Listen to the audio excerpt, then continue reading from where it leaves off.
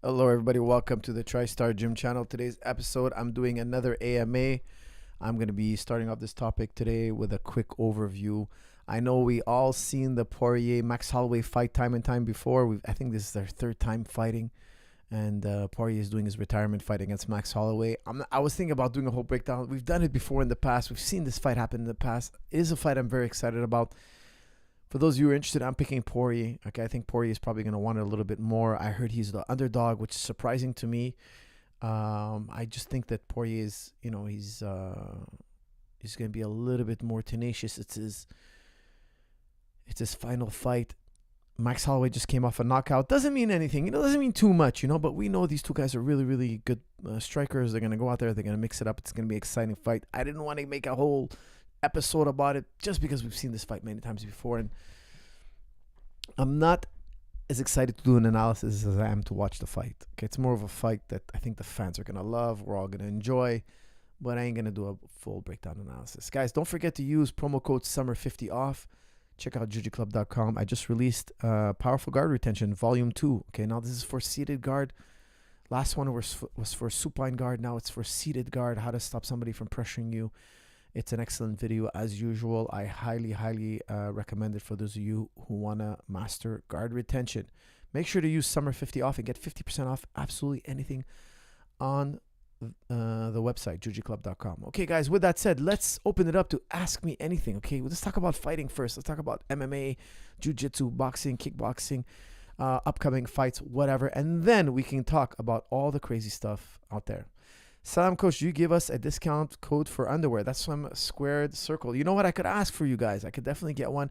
I'm wearing my man-made gear. I just went to their warehouse here in Montreal. The best quality underwear, the most comfortable underwear. Guys, I'm wearing their briefs. Their briefs are out of this world. The shirt that they make is out of this world. It's crazy comfortable. I can't shut up about it, how much I love it. But I will ask. You know what? I'll ask for a promo code. I don't know if they do promo codes, but I will ask them.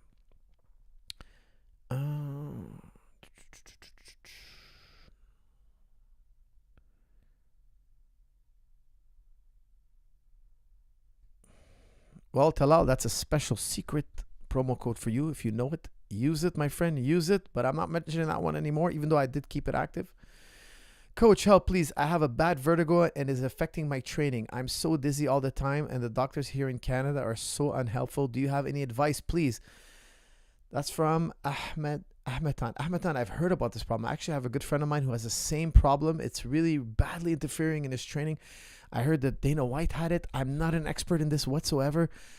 I would do a deep dive. He was telling me, one of my friends was telling me about it, how he's seen doctors, they can't fix him. I was telling him, look, there are levels of doctors. Find the best guy in the world. Like, go do a deep dive. Try researching everything you can get on this topic. It is a major problem. I've heard of a few people having this. It's I would say it's quite scary. I have personally never suffered from vertigo. Okay, so my heart goes out to the people who suffer from this. It's really, really tough. They have dizzy spells, and there's like this physiotherapy where they kind of put you on a table and they move your head around, and it's supposed to try to jostle things back into place. My friend was telling me it wasn't successful for him. It helped a little bit, but it wasn't a problem solver. The problem still persists. I really don't know who the world's #1 authority is on this problem, but I did hear that Dana White was cured. He saw some guy who was like is really expert in this, and I heard Dana White was cured from it. My friend does amateur kickboxing / Muay Thai. How can I be a good supporter and advice for him? That's from Soli. Soli, I would get him a man's guide to throwing a punch. Get him a man's guide to throwing a punch, and you will be his best bud, because I will teach him a lot of stuff on how to throw a punch and how to defend yourself and how to strike. Okay, I also highly recommend professional shadowboxing. I released volume 1. It is an excellent video on how to throw strikes for an average guy. If you want to be a world-class striker and you can't rely on natural God-given gifts, it's the correct way to generate power and defend yourself.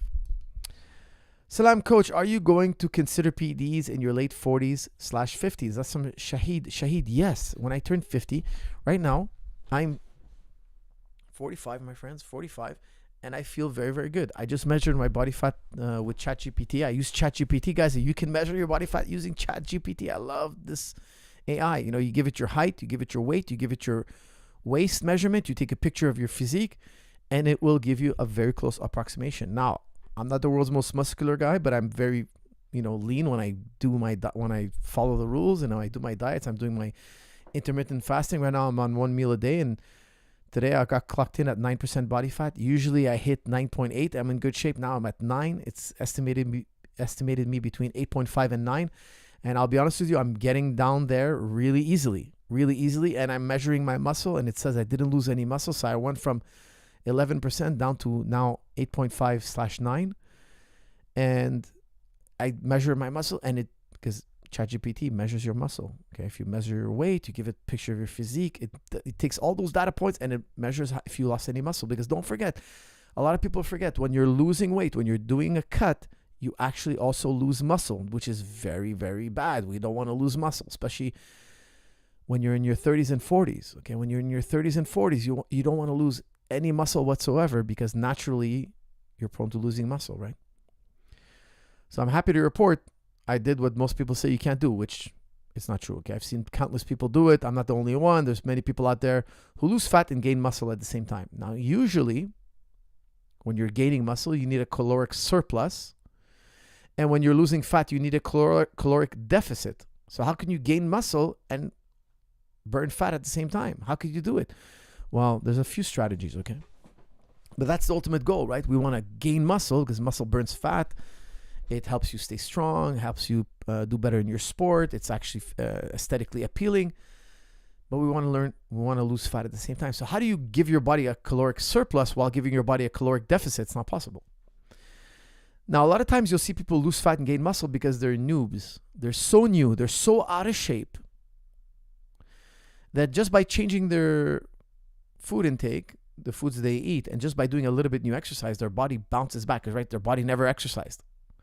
So for sure, the body's going to retain muscle. It's going to stimulate the hormones. Because the real truth is that caloric surplus or restriction is one factor. It's not the end-all, be-all factor. It's not. Your hormones have actually a significant role. Okay, so we're going to talk about hormones. And we got to keep it very simple. Okay, we got to keep hormones very, very simple. We're not endocrinologists. We got to keep it super simple. But think about it. If somebody's a noob, it's really easy to lose fat and gain muscle. But if somebody's highly trained or been training for 20 years every day, it's difficult to lose fat and gain muscle. It's very difficult. If somebody's already in shape, that's when it becomes like, okay, go through what trainers usually do is they're going to put you through a bulking cycle. They're going to pack on some muscle. They're going to take you through a cutting cycle. So yes, you will lose muscle. You will lose muscle. However, you're going to have packed down excess muscle. And then when you lose the muscle, you're going to fit right in target. The right muscle, the right amount of fat. Okay, so I don't particularly use that method. I have used it many times in the past, and sometimes it's appropriate. But right now I'm using a different method. How am I doing it? Well, it's real simple. Whenever you eat, you create insulin. Okay, you create insulin. Insulin suppresses testosterone. Okay, so every time you eat, your insulin response also suppresses testosterone. So I'm only eating one time a day. I'm having 1 meal a day. Instead of stimulating my insulin 4 to 5 times a day, I'm doing it only once. Now, when I eat my meal, I eat a lot of protein. During the day, I'm doing a lot of exercise. I'm rolling, I'm wrestling, I'm doing kickboxing, and I'm doing a lot of physical fitness. I'm doing a lot of isometrics these days. By only stimulating my insulin once throughout the day, I have no insulin. I'm super insulin sensitive. When I eat my meal, I'm super insulin sensitive. So I'm, first of all, when you only eat 1 meal a day, that 1 meal is super satisfactory. Like your food, you taste your food more than ever, right? It's a very pleasurable time of the day. Oh, it's time to eat. You sit down and you have a nice meal. And you know what? After a while, you're not even that hungry. A simple meal will do because your stomach kind of shrinks. Okay, your stomach will shrink if you're only eating 1 meal a day. Now, I eat a meal, I take a break, then I have a nice dessert, a protein dessert, something packed with protein, but with chocolate. Right now, I'm doing like this product called Pro Bites. It's a Canadian company. It's just basically a protein dessert. Sometimes I make my own protein desserts. There's a lot of protein desserts you can make. But I get about 150 grams of protein, at least, I would say, every day. I eat carbs, I eat low fat, but I'm having 1 meal. In that meal, I'll have my meal maybe in about a 2 to 3 hour span. Okay, so I'll enjoy my meal. It's the end of the day. I'm watching the news. Maybe I'm watching a show with the wife. I'm chilling. I'm relaxing. I'm enjoying my nice meal. And this is after training. This is after everything. Okay, so I talk about this in my book, Fasting for Fitness. Check it out on jujiclub.com if you're interested in the details. There are different ways you can do fasting. Okay, now I'm doing 1 meal a day. And I also sometimes do precision fasting where I count my calories and macros. And I recommend that for guys who just don't know how to eat. I've been eating 1 meal a day on and off. Sometimes I do intermittent fasting. Sometimes I do 1 meal a day. So I know how much to eat at night because I've done it so many times. But if you're new to 1 meal a day, you might want to plan your meal. You might want to plan where you're going to get your proteins from. I highly recommend chicken breast. For those of you who want to gain muscle and lose fat, do chicken breast, rice, broccoli. Focus on these 3 elements. Then the rest you can kind of mix and match and change. But those 3 nutrients, I would tell you: potato, rice, broccoli, and chicken breast. Okay, so for carbs, I would say rice, potato, boiled potato, baked potato is really good. Broccoli is a great for your greens. And of course, chicken breast. Chicken breast is the ultimate protein. It's the ultimate protein. Low fat, high protein. It's the ultimate source of protein. And if you know how to cook well, you can make it delicious. Okay, guys, so that was my strategy for getting lean and in shape at the age of 45. Getting to a 1-digit body fat percentage easily, very easily. By only eating 1 meal a day, enjoying my food, eating a high-packed, high-protein, also high-carb, but low-fat meal that I enjoy immensely. And throughout the day, I feel amazing. After 2 weeks, guys, a lot of people, I'm hungry. After 2 weeks, you won't be hungry. You just got to bite the bullet a little bit for about 2 weeks. All right, guys, what else we got here? Salam, coach. Hope you and your family are well. Love from the UK. That's from Maxi. Maxi, you're a gentleman and scholar. Thank you. But I wish I had a question. Salam, coach. My wife decided she doesn't love me out of nowhere. Blindsided me. We have a beautiful daughter together, and I still love her and want my family. Should I continue to try or move on? That's from a lanky bear. A lanky bear, I would tell you, if you didn't have a daughter with her, her name doesn't exist. But because you have a daughter with her, I would plead to her good sense. I would try to figure out what it is she doesn't like. Don't expect her to tell you. Figure it out. Okay, make sure that you take care of your physique, your face, you're earning money, you have some kind of attributes that attract her, because you have to create attraction in a woman. If you cannot create attraction in a woman, there's no amount of logic or good sense or pleading or circumstance that's going to really want to keep her around. She might be around for a little bit, but then she's always going to want to leave. Okay, so you got to find a way to make sure you attract your woman, make sure that you satisfy your woman, and you know what I mean when I say that. Make sure that you know everything about that topic. Make sure that you're a man who knows what he's doing. And then, try to appeal to her good nature. Okay, but people always want to be with somebody they feel attracted to. Okay, I like being attracted to my wife. I need to have a woman that I'm attracted to. She needs to have a man she's attracted to. It's very important. And of course, attraction is not just looks. Women actually put a less of a premium on physical looks. I know it might not seem that way in our day and age, but believe me, when they test women, yes, looks are important, but not as important as it is to men. Men much more value looks. Women also highly value security and status. Okay. Now these are just the facts, guys. This is not the world I'm painting here. This is the facts. When they question women, when they poll women, when they study women, this is the hardcore truth. Okay, and you have to be sensitive to that. You have to be wise to that, especially because you have a daughter. I would do my best to keep the household together because of the daughter. Now, I would tell you, all of you out there who are not in this situation, be careful how you pick a woman, how you pick your significant other. Now, if you're a girl listening to this, be careful on how you pick your man. You want it for the long haul. Now, a lot of people nowadays get married, and a few years later, after having a young child, I can't tell you how many times I've heard this story, they want to call it quits. But that's very harmful to the child. It's very difficult on the child. It's heartbreaking to the child. It also, a sad stat is that people who are young when their parents are divorced are more likely to be divorced themselves. So you're stunting your child's future happiness. Because ultimate happiness, the greatest happiness, that you can have in this world is a successful family.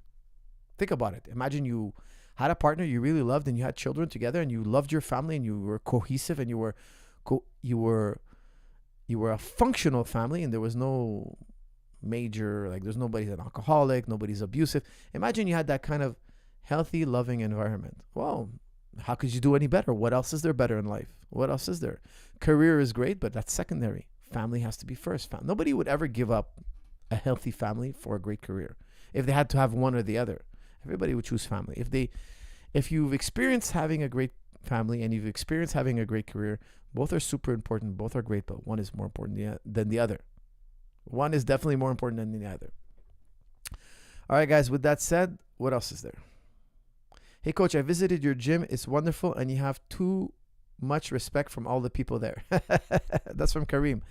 I visited your gym. Is wonderful, and you have too much respect from all people there.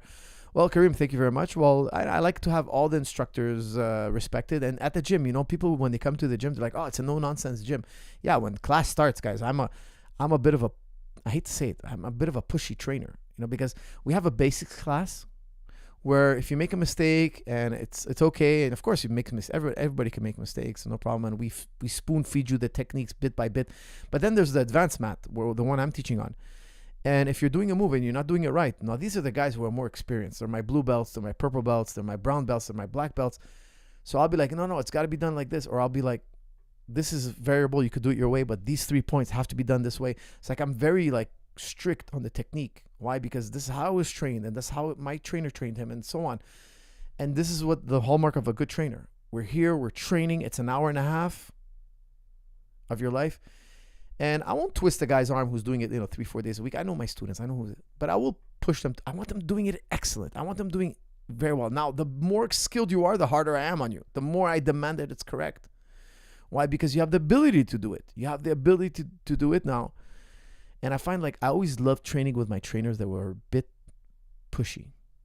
They got the best out of me. I loved it because when I look back, I was like, oh, those were the best trainers. Now, not being rude or negative. Sometimes I joke around with my students. I kind of insult them a bit. I take a stab at them. I make fun of them a bit. Yes, sure. But those are the students that know me. I know them, and I know it's going to make them laugh. They're going to laugh with me. I'm not going to be laughing alone. But I love always having my trainers that got the best out of me. They would see me cut corners and they would call me on it, and I realized I cut a corner, and it really helped me develop a level of excellence. No, this standard is not good enough. It's this. This is the standard. Well, you know what? This became baseline for me. Then I started doing things by habit. At a higher level. And it has a lot to do with my trainers that didn't let me cut corners. They didn't let me be lazy. They know I can do it. They know that I'm just skipping this step. And a true martial artist, he's comfortable with doing, George was actually quite obsessed with getting things perfectly correct. And I was always like, oh, does it really matter if you did it 99% good and I did it 95%? Does it really make a difference? After you add everything up, yes, it does. So I learned to think more like him. I learned to think more like him, and I watched him have success, and I realized he really got every last extra percent he could out of practice. And when you added up all those little extras he did, it made a difference. Because sometimes we'd win a fight and we'd win by a hair, and I was like, oh man, thank God we got those little extras. Thank God. Because that fight was really, really close, So I started to learn to think like this.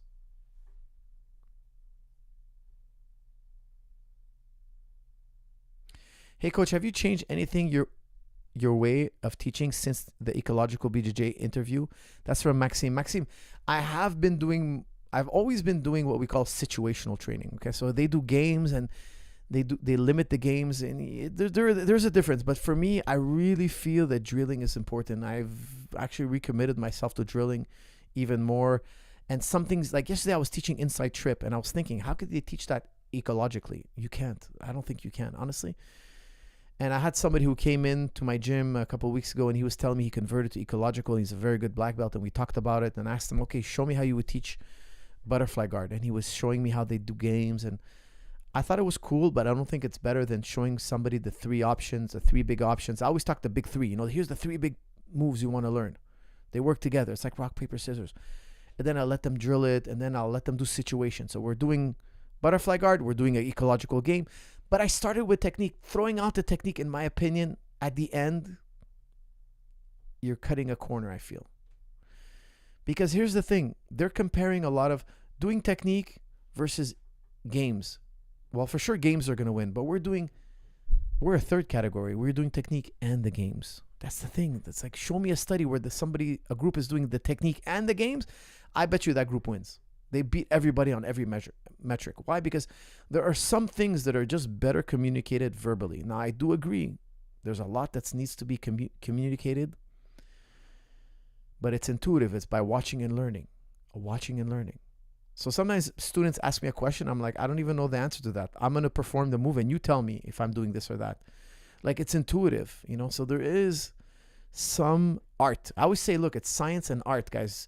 It's not just science. It's not just me telling you. It's not just me showing you.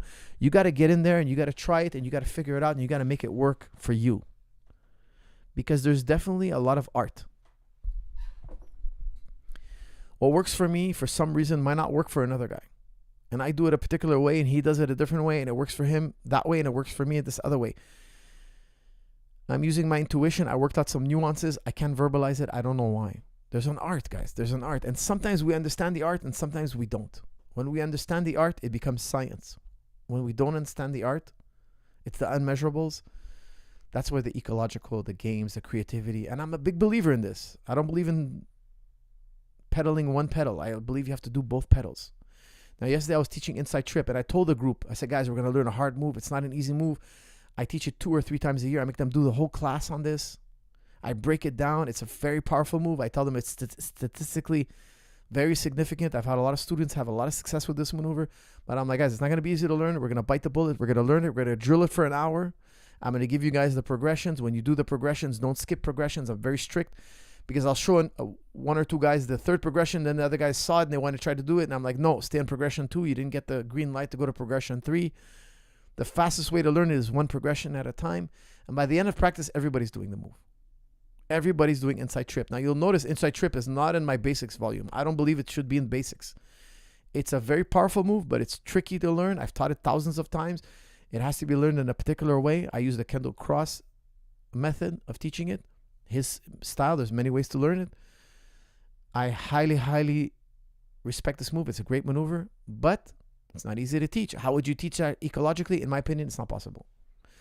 It's not possible to teach it ecologically.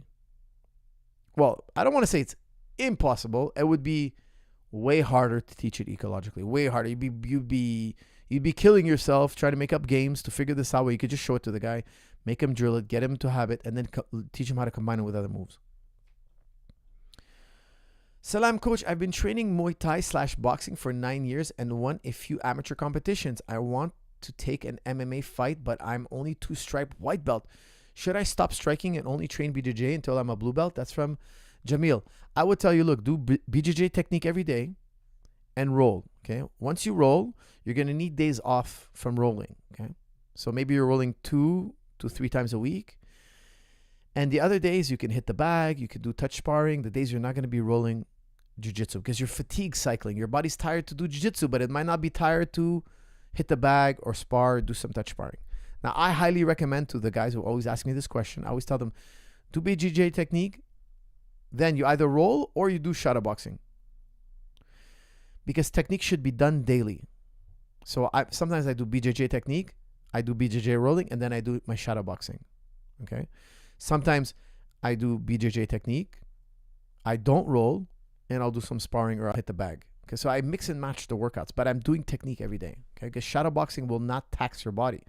So the real key is the shadow boxing. Now, you're going from striker to grappler. I would tell you the key in this scenario now is the technique.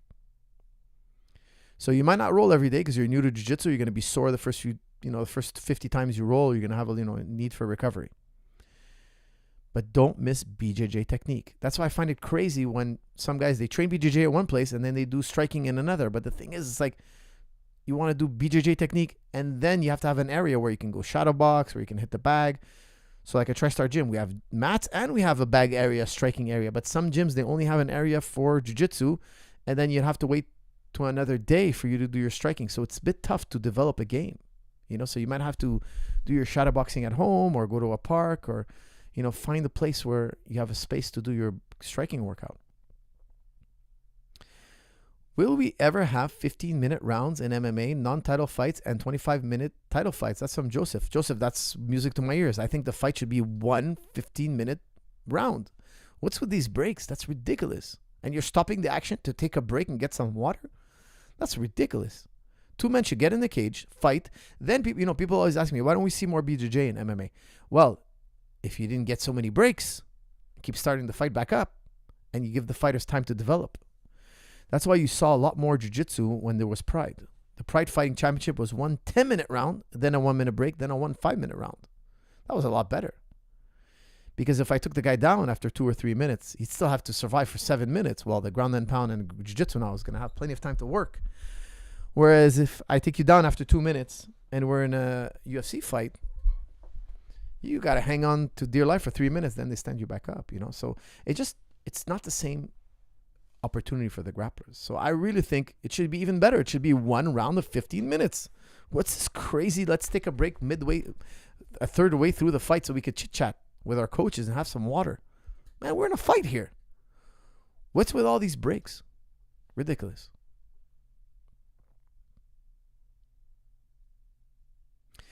I'm in recovery from drugs, alcohol / prawn. I want to start training, but I also want to work out to look good. Any recommendations? That's from Seeker. Seeker, I would tell you, look, do a boxing routine, because boxing routine will get you, it'll cut the fat. And then, of course, boxing routines always end with conditioning, kettlebell, body weight, pull-ups. So you're getting the best of both worlds, okay? Jiu-jitsu is the only martial art in the world where you do technique, then you roll a bit, then you go home. There's no conditioning. Like, it doesn't exist. Like, all combat athletes should have a credible physique, okay? So get in the habit of finishing your workouts with fitness. Okay, so you do jiu-jitsu technique, you roll, then there's fitness. There's no going home after the rolls. No, you got to do your abs, you got to do your neck, you got to do your body weight, you got to do pull-ups, you got to do deadlifts.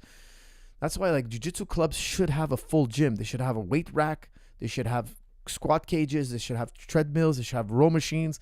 They should have air bikes. They should have sled machines. Like, get a full gym. Because some jiu-jitsu clubs, they don't even have a shower. You go, you have a mat, you do technique, and then you got to leave. Well, in that scenario, I'd ask my coach if I'm allowed to bring a kettlebell to practice. And I would want to do my weights immediately after training. Why? That's when you keep the muscle on. Okay, you got to do weights every day. Every day, some kind of weights. Either body weight, kettlebell, deadlift, pull-ups, isometrics. There's so many ways to get fit. Okay, so I would tell you, if you're doing martial arts like Muay Thai, there's fitness literally every day. Look at the Thai fighters. They're all shredded, lean, super lean. Now, if they did more bodybuilding, more weights, because wrestlers, MMA guys, we have more muscle because we do a lot more weightlifting. Because, we're more sensitive to wrestling, right? In wrestling, you got to be strong. Whereas in Muay Thai, they're scared to miss weight, so they're scared to pack on muscle. Weight issue is like they want to be in the smallest weight class possible, so they have the reach advantage. It's a bit of a different dynamic, okay? But because there's so much wrestling going on in MMA, we tend to hit the weights a lot more. Salam, coach. I'm 5'10" at 14. My dad is 6 feet. My mom is 5 foot. But my dad's sides are all between 6 foot and 6'2". How tall would I be, you think? That's for Mirhab. Mirhab, I'm probably at 14. You're 5'10". I would say you're going to hit 6 feet tall at minimum.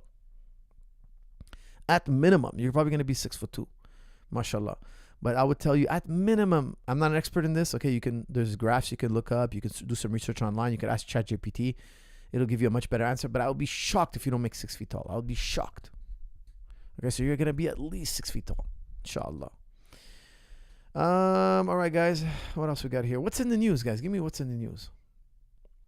Coach, start on Kamzat training with world-class strength and conditioning coach Sam Calavita. Let me look up Sam Calavita. Sam Calavita.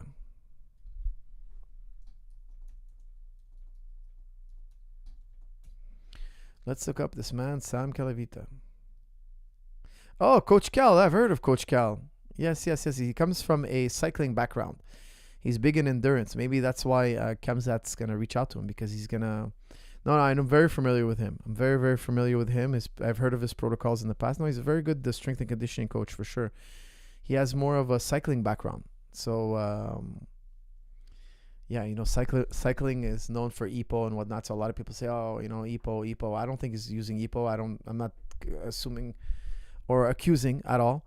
But anytime you say cycling, it's associated with EPO. I don't think Kamzat's going to be doing EPO. I don't think Coach Cal is going to be giving him EPO. But there's a famous case where Dillashaw, I'm just going to go out and say it because I know everybody's going to bring it up. He was working with Dillashaw back in the day. I don't know if he was working with Dillashaw when Dillashaw got busted, but long story short, cycling is very well known for EPO, okay, which I don't think Coach Cal is doing that whatsoever. I can't say that enough. I'm just saying that I know everybody's going to be like, hey, Coach, you must be doing EPO. I don't think so, okay? I think cycling is a great way to get in phenomenal shape. So they're probably going to use cycling and a variety of other methods to get Kamzat in great shape. Because we all know Kamzat can beat anybody. But will he get tired? That's the question. That is the big question. Will Kamzat Chimaev get tired in his fight against DDP? Hey, Coach, I'm 19 years old with 2 years of MMA experience. My country doesn't have wrestling and I'm good MMA scene. My country doesn't have good wrestling or good MMA scene. Should I move to a country with good wrestling and MMA scene like Georgia, Russia, Azerbaijan? That's from Ali. I will tell you, Ali, absolutely. Absolutely. 100%. It's not a question. If you want to be a mixed martial artist, move to the best place. Consider coming to Montreal. Hey, Coach, I haven't gone kickboxing gym for a month and I feel very vulnerable on the streets and I feel like I've lost all my progress. Any tips to improve off the mats? That's from Grind. You got to develop a routine at home. Set yourself up at home. Make sure that there's no excuses. You wake up, you train, you do your training, get out of the way, then you go to work, shower and go to work. Make sure training is part of your daily routine. No excuses. You get a kettlebell, a chin-up bar, and a little area, and you can get into world-class levels of striking. Okay? Absolutely, you can. Hey, Coach, big fan. My dad is in his 50s, but he does 5K runs daily and eats pretty healthy. He has lots of weight. He has lost a lot of weight, but has been losing muscle mass. What do you recommend, workout or diet for him? That's from Vishajit. I don't recommend he runs 5K a day. He's going to lower his testosterone. He's doing himself a disservice. Okay, I would tell him run once a week. I would tell him to progress towards sprinting, slowly creates a tolerance to sprinting. I would start with 800-meter sprints, then 400 meters, then work my way to 200, then work my way to 100-meter sprints. And he should be lifting weights. Okay, I would tell him he should lift weights. He wants to maintain his bone density, his testosterone. I would recommend he lifts weights starting 2 days a week, working his way to 3 days a week. Okay, so I would tell him to start moving away from 5-kilometer runs, which have way more injuries than sprinters. Okay, if sprinting is done correctly, you should never be injured. Okay, I would recommend you get strong and stable running for life. Okay, get strong and stable running for life and get your dad in the best shape possible.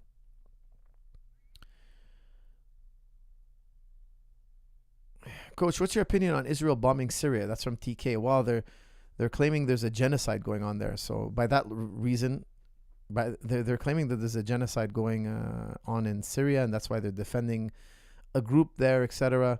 I think that's preposterous, ridiculous. I don't know what's going on in Syria. It could be a negative issue, but I don't want to say, I don't know the ins and outs of that. But they're in the middle of a genocide. So by that rationale, everybody should be bombing Israel.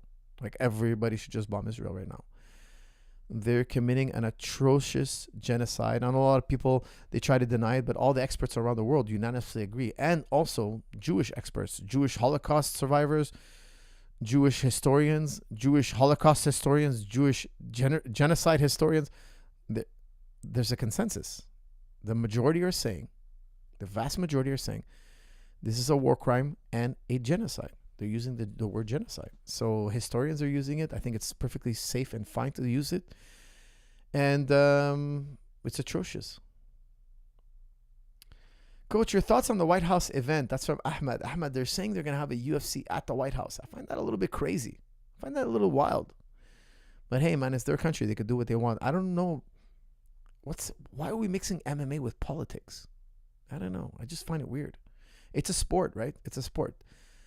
Why are we making it so political? I think we should keep things that are out of the politics, so we can go to a place where we don't have to talk politics. We could just enjoy a sporting event or a movie or a show,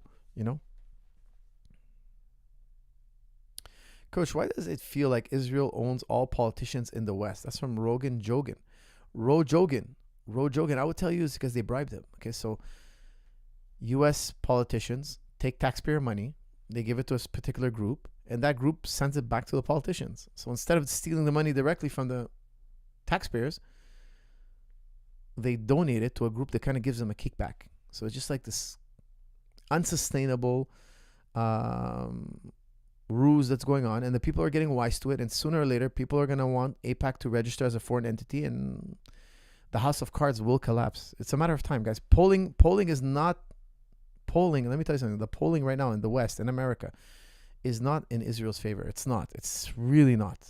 It's really not. So it's unsustainable. Their current formula right now is unsustainable, which is a scary thing because Israel was supposed to make Jewish people safer. And the current regime right now has made it completely about themselves. This entire war, everything you see, all the death, destruction, it's all about Netanyahu and his crew. They want to stay in power. That's the truth. It's not what's good for Israel. It's what's good for Netanyahu. Right now, I'll tell you this, I'll argue with this against anybody. All the decisions being made in Israel are due to one man's and his buddies' interests. A handful of rich people in Israel are making all the money. They're benefiting.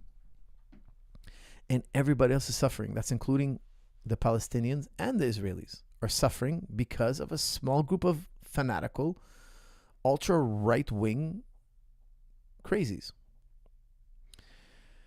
Looking fresh, Coach. Thank you. Thank you very much. I just shaved my head yesterday. Yeah. A large percentage of Israelis have never supported this government's actions. That's from Dorothy. Well, now they do when you poll them, but the thing is they're all scared of the government, right? If they don't get on the page, on the same page as the government, they'll be jailed, threatened. One teacher sympathized with Gaza publicly on Facebook and they arrested him. It's groupthink, right? They're making, you got to be on our page. It's like after 9/11, right? They're like, oh, we gotta go and get complete victory. It's bloodlust, okay? It's groupthink. They're trying to get the whole group to think one way. So the propaganda's out there, and you gotta bend to the propaganda. Sam, Coach Ilya likes to refer to himself as the new generation of MMA fighter.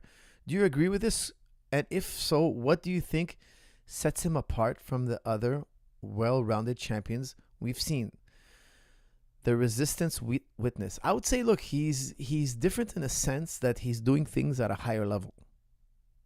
Okay, but we've all done boxing, jiu-jitsu, wrestling. We've seen it before. People put the game together, but he's doing it now at a higher level, right? He went undefeated to a double title. So that's a new ground he's broken. He's done it against a guy who has multiple losses, so it's not like an impeccable... like if he did it against Makhachev, that would have been incredible. We'd have to say he's the GOAT. But he did it against a guy with 10 losses on his record, a great fighter in Oliveira, of course, but he has losses. He's not unbeatable. He's not this unbeatable guy, right? So it's a great run. It's incredible. He's definitely up there for GOAT status, absolutely, but it's going to be debatable. Is he the next generation of fighter? He's demarcated himself as another level in his generation. So, yeah, I would say he's done something special, but he's just refined things. He hasn't reinvented anything. I wouldn't say he has reinvented anything. He's invented his style that works for him. That's beautiful. It's a beautiful style to watch. It's very entertaining. And he's doing things in his way. But putting all the styles together has been done before. He's just doing it at a higher level, I would say. Slam Coach, could you suggest a good book for parenting the young boys? That's from Mustafa. Mustafa, what's a really good book?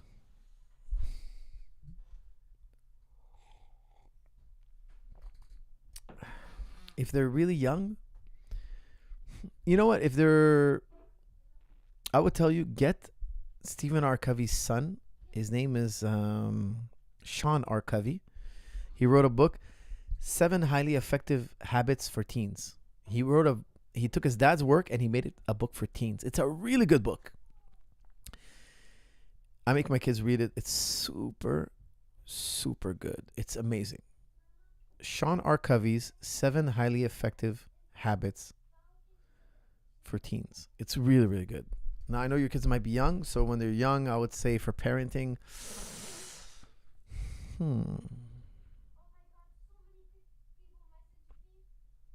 See, I get all my parenting advice from my philosophy books, and they're not easy reads, so I've never read a really good, like I read The Baby Whisperer. I thought that was really good. I read Super Nanny. I thought that was very good.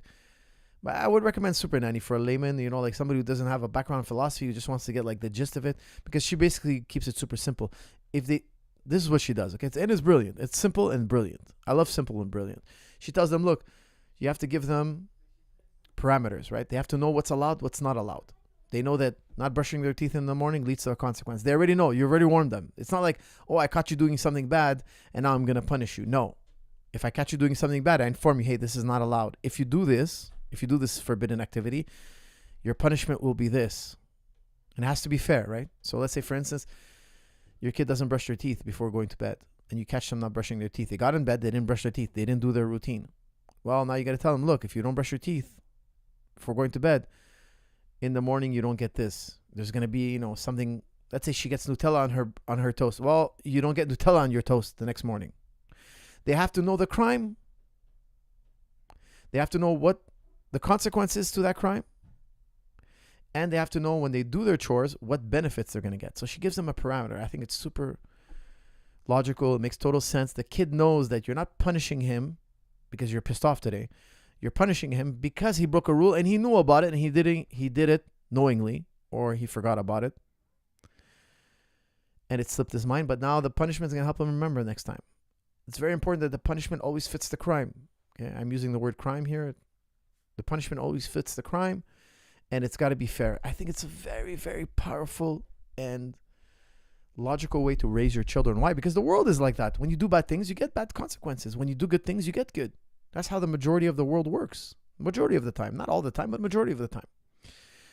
I think the sooner the kids learn that, the better. So after 2 years, after my kids were 2 years old, I started giving them rules and telling them how the world works around here. Like if you eat on the couch, you're going to get a consequence. If you put your clothes away after the end of the day, you're going to get a reward at the end of the week. We're going to go have this treat. We're going to go out for pizza or whatever. They earn their rewards. It's all about rewarding the good, punishing the bad in a sensible manner. A good book for parenting boys is Emily by Jean-Jacques Rousseau. I've never read it. Emile by Jean-Jacques Rousseau. I've never read it. I'll look it up. Don't bring a punch to a gunfight. Couldn't agree more. That's a great statement. Super chat here. This is from Christian. Salam, coach. When will you release Philosophy Fanatics to help us get our black belts in reality? Also, thoughts on Sufi mystics? ? Many spokes on a wheel, all leading to the same central hub. That's from Christian. Okay, Christian, that's a great comment, man. That's a great comment and great questions. Okay, Christian, when am I releasing Philosophy Fanatics? I'll tell you something. When I'm probably retired and I want to start writing about philosophy, I might write a book about philosophy sooner or later. It could be, but I'm still developing my philosophies, and I could one day see myself sitting down and just writing books. I could see myself in the future, okay? But right now I'm so crazy busy that it's tough for me to do. Any thoughts on Sufi mystics? Look, I really believe that it's a word that people misuse, okay? So I don't even know what you mean by Sufi. Do you mean those guys running around spinning in circles and bowing and singing chants? Me personally, I don't believe in that. I don't believe in doing any of that. I don't believe that. I understand why they do it. I understand they get into a high. I get it. I don't practice any of that, okay? Now, if you're telling me Sufi mystic like Ghazali, Imam Ghazali was referring to, I would say, yeah, this is the correct. I would say this is Islam. I would say that's what Islam is all about. Think about this, okay? Just think about it for a second. Think about what Islam teaches you. Like if you become Muslim, first they teach you how to wash yourself. They ask you like, go take a shower, go take a bath, and then give the shahada, give the oath. Okay, now you could be Muslim without giving the oath. If you believe in one God and all the prophets, that's it. You're a Muslim. That defines you never said the oath, you never heard the oath, you're a Muslim. Okay. You believe in one God, you believe in the natural theology that you were born with, that makes you Muslim. Okay. Now, what's the first thing we do when we teach you Islam? Well, we teach you how to wash yourself. Well, think about how important washing yourself is. Washing yourself is super important. We teach you don't gamble, don't cheat, don't lie, don't steal. How could we teach you religion if you're a liar, you're a cheater, you're violent, you're a criminal? How could we teach you religion? How could we teach you religion if you're dirty, if you smell bad? How could we sit with you and teach you the most important thing in the world? How could we sit with you? We can't even have a conversation with you. Your breath smells really badly. You're unhygienic. We don't want to be, nobody wants to be near you. Okay? So a good student, imagine I was a really bad student. I would go to the gym. I'm all sweaty from my hard day's work. I smell really bad. I don't brush my teeth. I have fleas. Who's going to want to train with me? Who's going to want to roll with me? I always tell my students, when you come to practice, don't have trained 3 hours hitting the bag and then come to jiu-jitsu class. No, you got to go shower, clean, put on your deodorant, come back with a fresh pair of clothes, and then you could do jiu-jitsu class. Nobody wants to do, I always say, like, look, would you do jiu-jitsu with a wet dog? Like, you're coming on the mat like you're a wet dog. You're going to spread ringworm. You're going to spread staph. Not acceptable. Okay, so if people do back-to-back practices, I always tell them, you got to go shower first. You got to go take a shower. Change your clothes. Hygiene is number 1. Then number 2, we cannot teach you religion unless you stop drinking, gambling, losing your temper, doing all the sins. But think about it. Most people, they're fanatical about like the minutia of the rules. Like, okay, some people argue about like when you pray, you have to put your arm like this or like that. Or when you sit, you got to put your legs like this or like that. Like they go too deep in the minutia. And I always ask them, do you think that's what religion was about? Like when we study religion, do you really think that's what it's about? It's about sitting a certain way. It's about eating a certain way. Yes, it is part of it. It is part of it because it's hard to teach somebody religion when they're chewing with their mouth open and they're a slob. It's difficult. I get it. It's aesthetically unappealing to spend time with that person.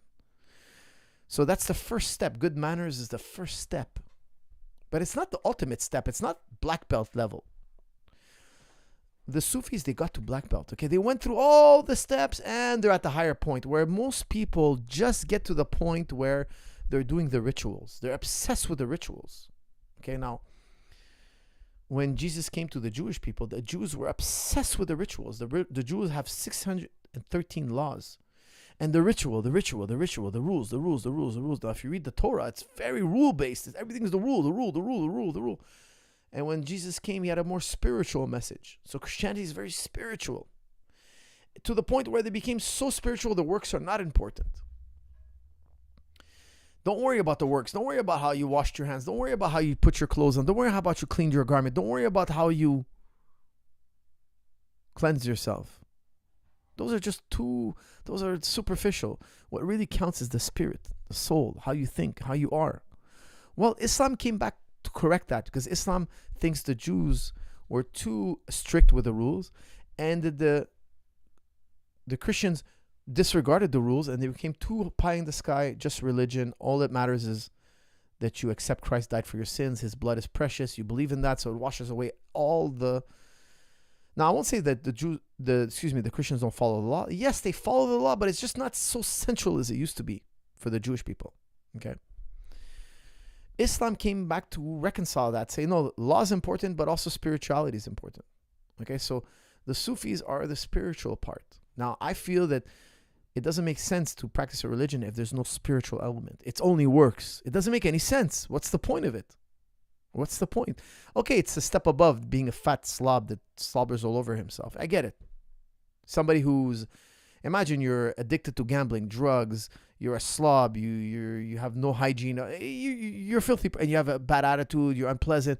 Okay, I like you less, yes, I like you even less. But it's not enough to go halfway. I think you have to go all the way. So you got to be clean, the character, okay, don't be, because don't forget, religion first, before we teach you spirituality, we have to teach you first, don't lose your temper, don't be jealous, don't be envious, don't be a liar, don't be a cheater. We teach you all the virtues. You have to get rid of all the vices, and then, okay, the crown jewel, okay, here it is, we'll give you spirituality. But to get to that crown jewel, that's the whole point, because once you get there, you realize the other stuff was just a stepping stone. X7, first time I got depressed as an enthusiastic young Muslim. What's X7? I don't know what X7 is. No, sorry, that's Seeker replying to X7. So he wasn't talking to me. This is from Abdul. Abdul says, Salam coach. I'm a 21-year-old, recently started beginner boxing and BJJ class. However, I find it difficult to find time to train due to uni. That's university. And commute times. Any tips on managing time for improving any martial arts? That's from Abdul. Abdul, I'll tell you, when you're commuting, okay, I don't know if you're taking the bus or the metro or the train, but I would watch my jiu-jitsu videos. And if I was commuting by car, that's when I would listen to my courses. Like, for instance, I'm a big believer in memory training. So when I was going to university, I would put all my notes on tape or recording, I should say, and then I would play them during my commute. So I would study. I would study. Even till this day, when I drive, I don't put music on or anything. I always put something of information, a lecture, a book. I'm always studying and learning something new. So I drive 2 hours a day. I drive 30 minutes to the gym 4 times a day. So I go morning practice, 30 minutes there, 30 minutes back. That's 1 hour. Then I go back to the PM practice, another hour of commuting. So I got 2 hours of listening every day, minimum. That's minimum. Think about how many hours of listening that is, how much you learn. So I highly recommend spending your commute times learning. If you're on a train, well, watch your BJJ videos, your fighting videos, etc. Whatever you want to learn, turn your commute time to learning, to improvement. Okay, guys, this episode is not going to be as long as I'm actually catching a flight today. Okay, so I have to fly out later tonight. So it's going to be a bit of a shorter episode.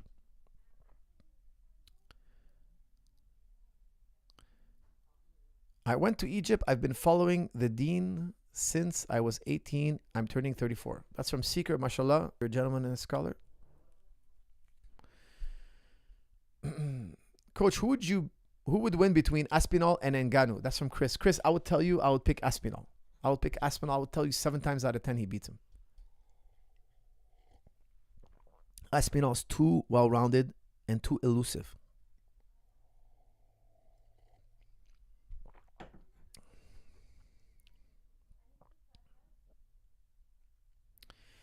Hey, coach, I've been DCAing into Bitcoin for 2 years. I want diversity in my portfolio. Coach, I've been DCAing? What's it? I don't know what you mean by that. Okay, you've been getting into crypto for the last 2 years. I want to diversify my portfolio. Which altcoin do you like? That's from Jamil. Jamil.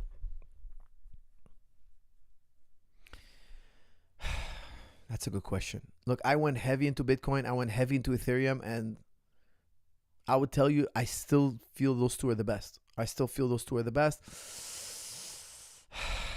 Do we still consider Ethereum an altcoin? I think Ethereum is very solid. I don't think it's going anywhere. Another altcoin that I went big into back in the day was Solana and Avalanche. I haven't looked into Avalanche in a long time. Me personally, guys, like I told you, I never sell my position. If I buy something, I go down with the ship. Either we're going to go all the way or we're going to go down to zero, but I never sell my position. Never. Okay. So I would tell you right now, I would just buy Bitcoin right now. I would just buy Bitcoin. And if you're really twisting my arm and you want to diversify, which I don't think you should, take all the money you don't need for the next 4 years and put it into Bitcoin. That's my best advice. My second best advice, if you're going to diversify, which I don't think you should, I would go in Ethereum. Guys, I don't think Bitcoin ever dies in our lifetime. I think there are going to be 20 generations before Bitcoin dies. Bitcoin is going to probably outpace humanity. The whole world, all of humanity is going to be gone, and AI is still going to live on and still use Bitcoin. Don't forget, AI can access Bitcoin. It cannot access a bank account.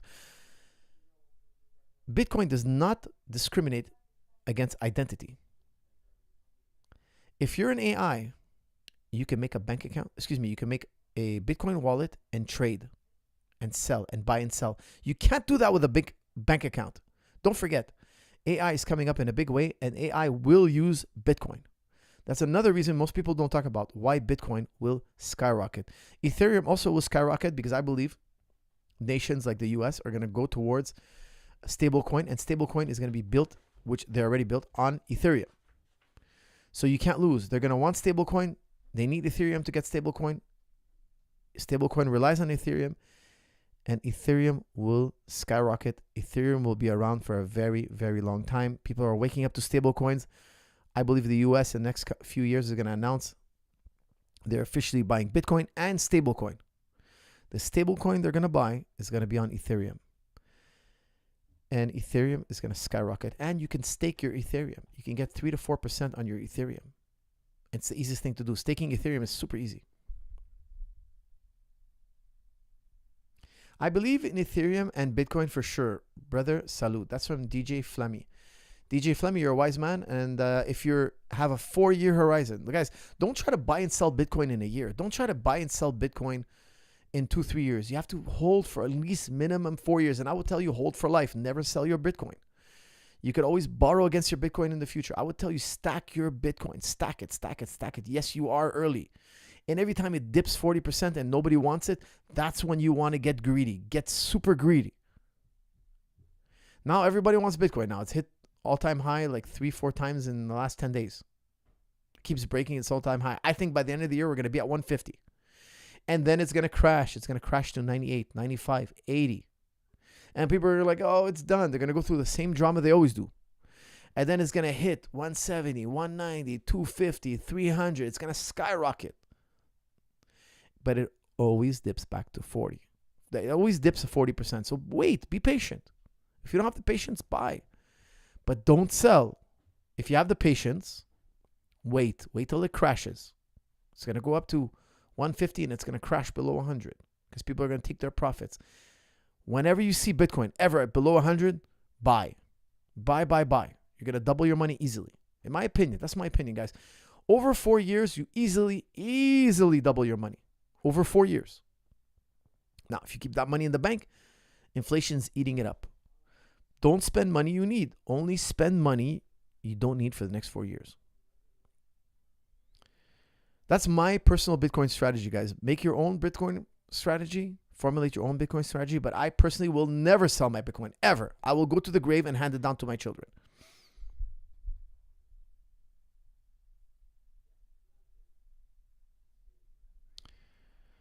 Miss Super Chat from Zane.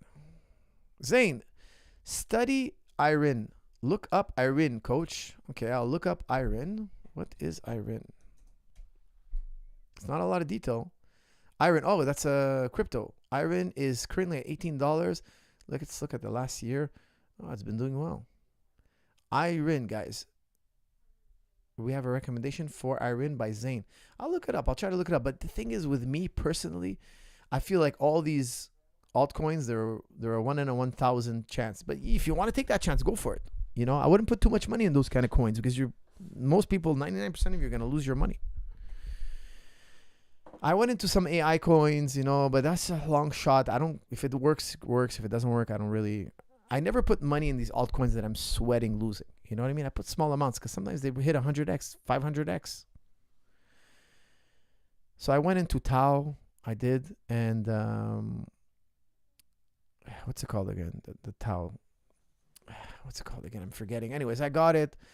I bought a few $1,000s of it. If it doesn't work, no skin off my nose. If it does work, it could be 150, 100, 200, 250x. It wouldn't surprise me either. BitTorrents. I went to BitTorrents. A lot of people say it's fake. It's no good. I bought the rumor. Let's see what it's at. I'm probably down on BitTorrents, but I'm sure I'll make my money back on BitTorrents. Let's see where it's at. I bought it at 500, which I'm sure right now it's down because Bitcoin is eating everything up. Once Bitcoin plateaus, I'm sure. Let's see here. BitTorrents is at 422. Okay, so I lost $80 on the buy. But I'm sure that's because Bitcoin is eating up all the money. Once Bitcoin plateaus, then all the money goes into the altcoins. I'm sure BitTorrents is going to hit 750, 800, 900. I won't sell it. I'll never sell it. I'll wait for it to be in the 100,000, 200,000. Then maybe I'll borrow against it. If it never goes to that, I'll hand it down to my children. Did you hear about Marcus Buchecha joining the UFC heavyweight division? How far do you think he'll get? That's from John. John, I've trained with Buchecha back in the day. He's a phenomenal grappler. Obviously, for those of you who know jiu-jitsu, he's one of the top ranked guys in the world ever. I don't know how good his striking is, but if he has a striking, let me tell you something. He's a good wrestler, and he's incredible on the ground. Incredible. He's not good on the ground. He's incredible. We're talking about like one of the all-time greats. I have no idea how good his striking is. I didn't do any striking with him when I trained with him at all. He wasn't doing any striking when I was training with him in Vegas. He was just doing jiu-jitsu and some wrestling. All right, guys, what else here? Somebody spamming. I got to put you in timeout. Please, guys, do not spam. Do not spam, please. All right, guys, we are over an hour in. Like I said, I'm going to have to end this one a little bit earlier.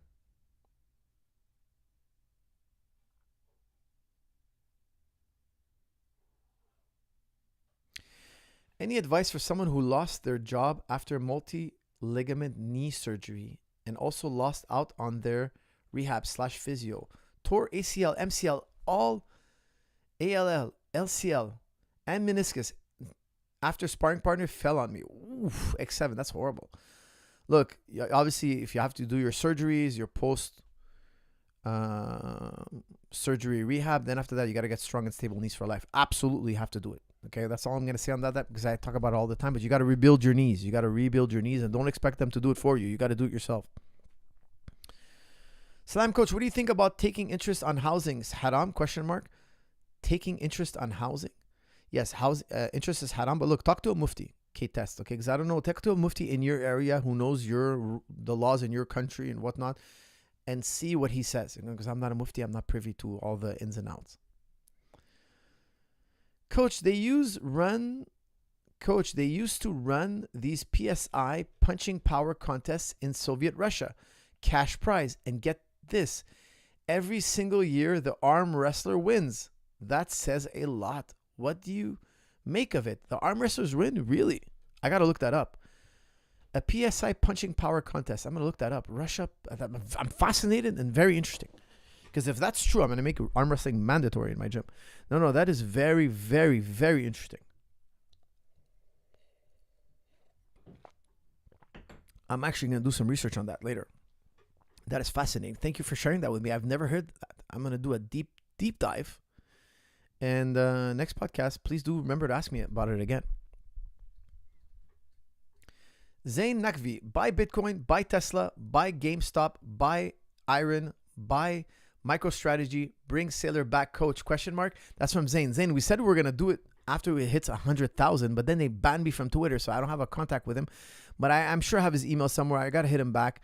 Guys, I got to do a new MicroStrategy / interview with Michael Saylor. Michael Saylor, for those of you who don't know, he's one of the biggest crypto holders in the world. He's arguably going to be the world's first trillionaire, And I've done an interview with him on this channel. We said we'd do an interview again after it hits 100. Now we're past 100, well above 100. I should reach out to him, schedule another interview, chat with him, see how he's doing, have him explain to me the MicroStrategy strategy, because he has this stock that's going up nonstop. It's incredible. Money glitch, a plan that he put up for Trump. Actually, it's a very good idea that I should reach out to him and ask him if he's willing to do another interview. The first one was very, very successful. Treat Troyam says, is it true that the only reason there's something rather than nothing is because being is the only possibility and truth like Parmenides thought? Any truth like Parmenides? Okay, guys, that's an interesting question. He's saying, look, why is there something rather than nothing? Imagine there was nothing in the universe. Well, you can't imagine it. Think about it. That's what Parmenides says. Try to think about nothing. It's impossible. Can you guys think about nothing? That's not possible. But here's the thing, Mr. Ronium. I don't know how to say your name. I'm just going to call you T. Okay, T? T, that's a great question. Parmenides says, look, you can't think. It's the only possibility is that there's something because we have no experience of nothing. Nobody's ever experienced nothing. It's a crazy, crazy concept. Hard to wrap your mind around it. It's not easy. But here's the thing. Okay, look at this coaster. See this coaster? Here's the counter argument. Okay, T, I'm giving you the counter argument. This is contingent. What does contingent mean? Contingent means a lot of things, okay? But I'm going to give it to you in a nutshell. If something has a birthday, it's contingent. This coaster didn't always exist. It had a day where they created it, they made it. Okay, let's call it its birthday. I had a birthday. Okay, 1980 was my birthday, February 5th, 1980. I'm contingent. I have a day I was born. This phone has a date it was born. Okay, it was created, born, built, constructed, whatever word you want to use. That makes it contingent. When we look into the universe, we see only contingent things. There is nothing that's eternal, it seems. We have the idea of eternity in our minds, but we never look out into the world and say, hey, that thing is eternal. All we see is a universe made up of contingent things, things that came to being. Now, some people believe that there's this thing out there we call atoms, and they get together and they make these contingent things, but the atoms themselves are eternal. That's what thinkers like Democritus says, okay? Now, here's the thing. We never observe the atoms. We only infer the atoms. Inference is an idea. It's an idea in your head, okay? We never physically observe atoms. We infer them. For those of you who are not familiar with that, please look up the works of Heisenberg. Heisenberg outright denies atoms. He says, no, it's just a mathematical equation. Atoms are just a mathematical equation. Now, I'll tell you, there are some physicists, many, who believe atoms are actual thing that you can go out there and grab. If your handle's really, really tiny, you can go out there and grab it. Okay, some physicists disagree with that. Okay, so there's a difference of opinion. I don't want to say there's only one opinion. But some physicists say, no, there's not okay, there was atoms, then they split the atoms, then there's elementary particles. These elementary particles, some believe that they're made of vibrating strings, and these vibrating strings are just energy. What's energy? It's like this vapor. It's like this field. Some people say it's just a field of possibilities. What is it? It's not a thing per se. It's not a marble. It's like this wave of energy. It's like something like almost like a magnetic force. Well, what is it? Can we grab it? No, you couldn't grab it. It's like a vapor. It's a type of vapor. Well, what's the universe made up? What's the universe made up of? Well, they say a quantum field. What's a quantum field? What is that?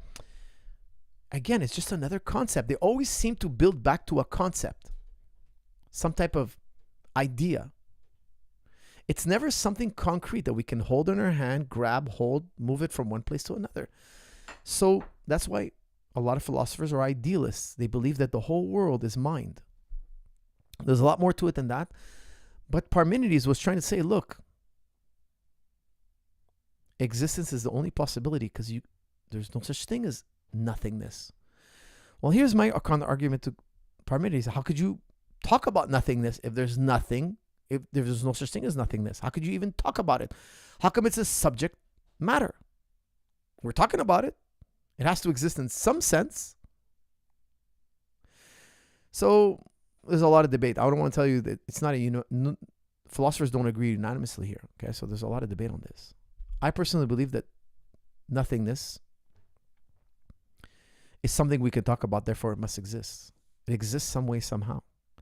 And I do believe that nothingness, when we look at our universe, there's no reason for the stars to be there. There's no reason for darkness to be there. There's no reason for light to be there. There's no reason for this coaster to be there. Now, I've done some research on blind people, because I was curious, what do the blind see? What's their experience? And one blind man said it so brilliantly. He said it so brilliantly because there's a lot of research on people who are born blind and then later had their eyes fixed. And then we're like, okay, because people like me who study epistemology, how human beings know things, we're like, okay, this is going to be a gold mine. Our philosophies, are they right or wrong? So we go to these men and we say, look, you were born blind. What was it like? And then when your eyes started working, what was the transition like? And we have a lot of questions for them. One blind man gave an answer so good. It was so good that it blew my mind. He says, look, close both your eyes. He says, when you close both your eyes, you see darkness. He goes, when I was blind, I didn't see darkness. It wasn't like having both my eyes closed. He says, now think about it like this. He says, open one eye and keep one eye closed. I'm like, yeah, okay. He says, you see what's behind your closed eye? That's what it was like. It wasn't darkness. It wasn't light. It was the absence of absolutely anything. And I did it. And when you close one eye and you think about what's behind that eye, that closed eye, there is nothing. There's no darkness. It's not the same as when you have both eyes closed. He found this glitch in the matrix and he was like, that's what it's like when you're born blind. There's no darkness. You're not in the dark. You're in this void. There's just nothing. There's nothing to address. You don't know the void until you've seen stuff. So I was like, wow. I would have loved to bring this up to Parmenides and say, Parmenides, shut one eye. There's that nothing you've been looking for that you said didn't exist because we can't experience it. I believe nothing is something we've experienced because when we refer to it, we know what we're talking about. I don't think we can refer to something that we have no experience of. That would be impossible. That would be illogical. That would be like a blind man telling me about the color red. A man who was born his entire life and he tells me he knows about the color red. How could you be blind and know the color red? It would be impossible. So I find it fascinating that people who are born blind and then retrieve their sight in adulthood can now shed light on all our philosophies, and they do. And it turns out that the idealists were correct. That's why I side with them. It's fascinating. Guys, like I said, this podcast was going to be a little bit shorter than usual because I have to catch a flight. Guys, thank you so much for tuning in. I always have a blast doing these, and I didn't want to miss doing a podcast this week, so that's why I did it. I squeezed it in. I'm super happy I was able to do it. I said I was going to be more consistent, and I'm going to keep my word. Guys, don't forget to use promo code SUMMER50 off and get anything you want. 50% off on jujiclub.com. And make sure to pick up my newly released video on guard retention. Guard retention volume 2 has just been released today. Volume 1 is out. Volume 2. Volume 1 is on supine guard. Volume 2 is on seated guard. The next one's going to be on when somebody's smash passing you, how to defend against smash passing. Guys, if you have great guard retention, you're going to have great cardio on the mat. Why? Because half the battle is retaining guard. Okay? If you're really good at guard retention, it's going to be very difficult to fatigue you. Guys, thank you for tuning in, and I'll see you all in the next episode.